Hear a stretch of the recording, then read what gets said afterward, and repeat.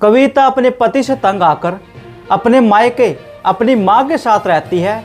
जब रात को लाइट चली जाती है तो वो गर्मी से परेशान होकर छत पर चली जाती है।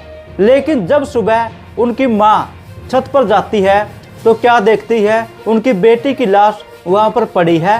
वो पुलिस को बुलाती है।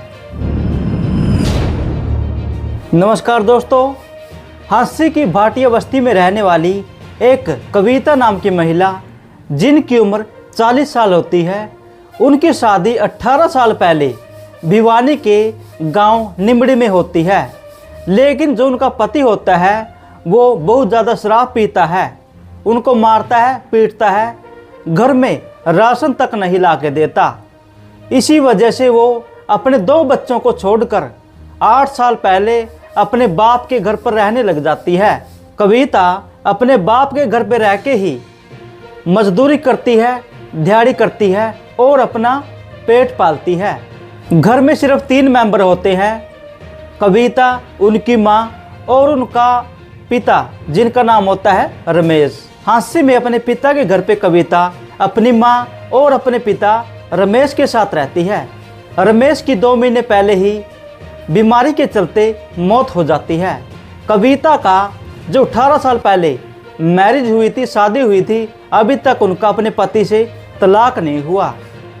कविता बीती रात को जब अपनी माँ के साथ अपने घर पे सो रही होती है, रात को अचानक लाइट चली जाती है। कविता को गर्मी लगती है, वो अपनी छत पर चली जाती है। हर रोज की तरह कविता की माँ उठती है और अपनी भैंसों का दूध निकालती है। लेकिन वहीं पड़ोस में रहने वाली एक महिला उनकी माँ को आवाज़ लगाती है कि ये आपकी बेटी जो कविता है वो छत पे है क्या, बंदर आ गए हैं, कहीं ऐसा ना हो बंदर कविता को चोट मार दे।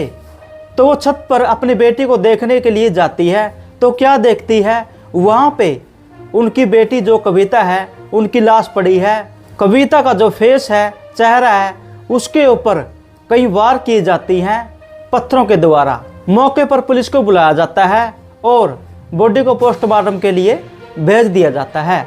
मां ने रोते हुए बताया कि मुझे अपने पोते पर शक है।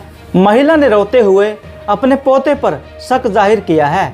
उनका कहना है कि मेरा पोता 1 साल से बाहर किसी महिला और उनके बेटे के साथ रहता है और वो घर पे आता जाता भी नहीं है।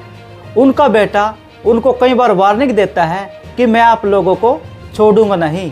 महिला ने बताया कि मैंने एसपी थाना में कई बार प्रशासन से ये गुहार लगाई कि मुझे अपने पोते से खतरा है, लेकिन उसके खिलाफ कोई भी कार्रवाई नहीं की गई।